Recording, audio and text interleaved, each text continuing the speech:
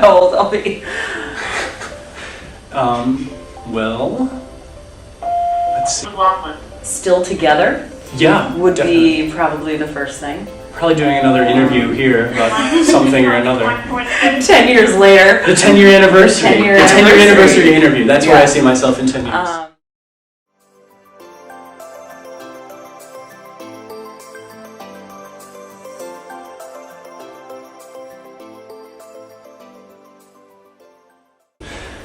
I think it worked out pretty well. I think a lot of people kind of get weirded out by the concept. They have a hard time imagining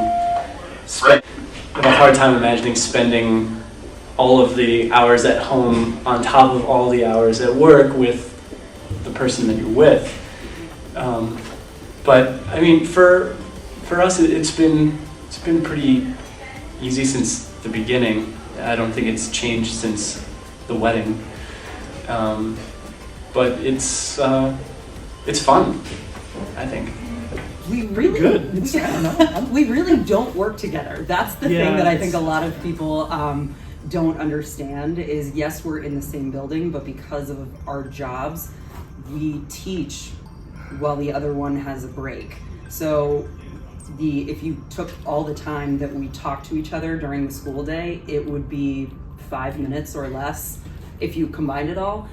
So I think people hear, oh, you work together, and they think that we're co-teaching or something, and that's not really what happens. So, I mean, sometimes we drive to school together, sometimes we don't, but it's, yeah. No, I think it's great. Just Yeah. like little moments of saying hi in the halls and stuff like that. But yeah, sometimes people hear that we work together and they think it's like We're stuck together all day long. It's not the way it works. We first started talking because I had to teach Catcher in the Rye, and I really didn't like Catcher in the Rye when I was in high school, and so my friend Ms. Kierstead said, well, you should talk to Mr. Kucaj because he loves Catcher in the Rye, and he'll help you with it. And so I was like, okay. And was she matchmaking secretly? I don't know. That's a follow-up interview.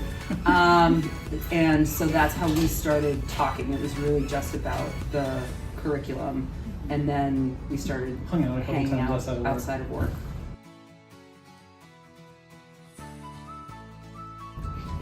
Well, we survived COVID, teaching during COVID. That was pretty crazy.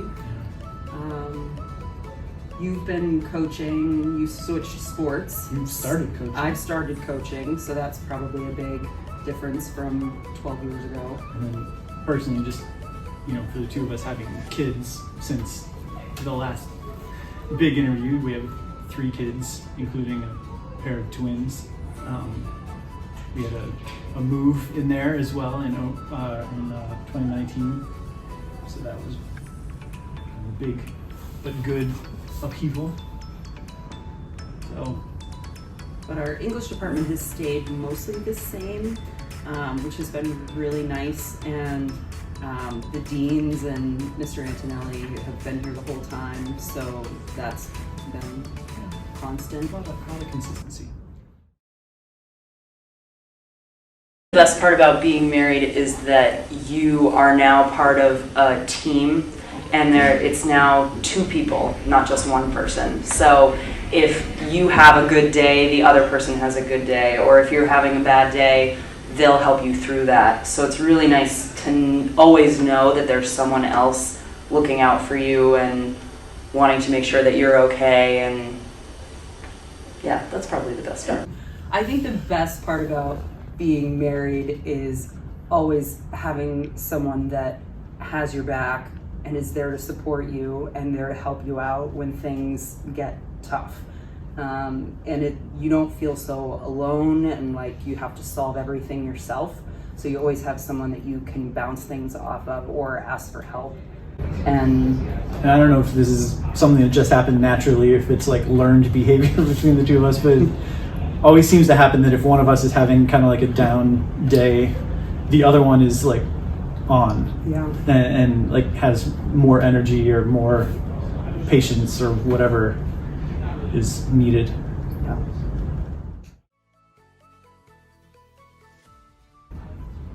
How much time Do you have? I knew that was going to be your joke. His humor, obviously, that's a big selling point. He is very calm and reliable, and we work really well together as a team. And I think that's probably our greatest strength as a couple. And she is very creative and compassionate, very caring to others. I would agree with the teamwork. I don't know if there's like a specific funny story, but I guess I would just say that humor is a key part of a successful relationship. And especially having kids and 3 kids and a set of twins, you have got to be able to laugh at yourself. So we try really hard not to be too intense and too serious. She laughs at me like all the time. Like even when I'm like crying and sad, she's laughing, Funny. pointing.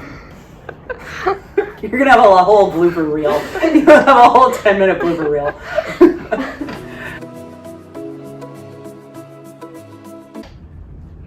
Probably scheduling is the biggest Oh, challenge yeah. because like if we have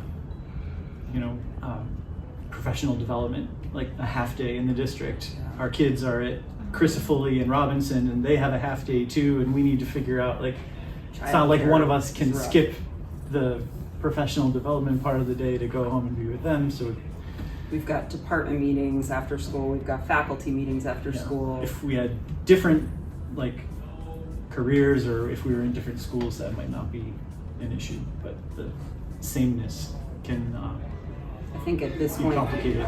there are couples that have one half of the couple is working from home.